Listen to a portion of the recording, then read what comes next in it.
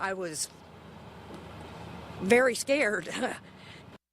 6 tense moments just northwest of downtown Fort Wayne. 2 people are safely in custody after dozens of armed officers surrounded an apartment building in a densely populated area. Good evening, I'm Mark Mellinger. And I'm Heather Herron. Around 10:30 this morning, Fort Wayne police went to serve a high-risk warrant in the 1100 block of High Street. They were looking for a suspect in last night's shooting on the south side of town. Before long, the city's equivalent to a SWAT team surrounded the area, pointing guns toward the suspect's location. We were the first to break the story on our noon show, and now News Channel 15's Adam Widener continues our coverage with the latest on what happened.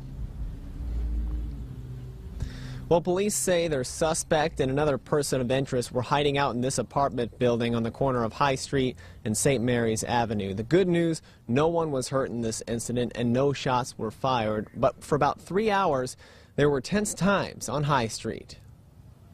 It's just crazy, man. It's too much stuff happening in Fort Wayne, you know what I'm saying? When Curtis Campbell came out of his apartment this morning, he was greeted with a surprise. As soon as when I came outside, I go out my back door, go to the side, I see a police officer on the porch with a rifle in his hand. He tell me to come here, and I'm like, whoa, what did I do? You know, I'm like, I didn't do nothing. The officer had stopped me and told me to put my hands up because he thought I was the dude that they were looking for, but I wasn't. After handcuffing Campbell, officers let him go as they beefed up their response. Police say their first team couldn't get their suspect to come out, so the SWAT team equivalent and negotiation team responded, setting up a perimeter, some pointing handguns and rifles toward the apartment building. The drastic response because police say their suspect was involved in last night's shooting on Gay Street that left the victim in serious condition. So then we take it up a level and we bring in those team members on the police department that are trained specifically for this high-risk warrant procedure. Police blocked off a section of the densely populated area.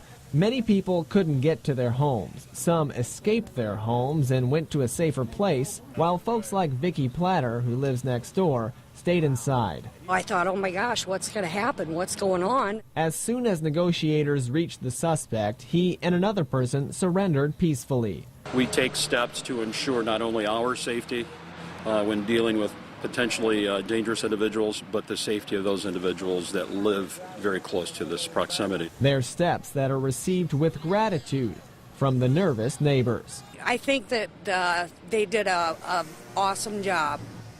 Officers arrested 18-year-old Socrates Braggs Jr. as part of this incident, saying he's their shooting suspect. He's been charged with aggravated battery and criminal recklessness. As for the second person of interest, police are still trying to figure out if that person had any involvement in last night's shooting. We're live along High Street. Adam Widener, News Channel 15.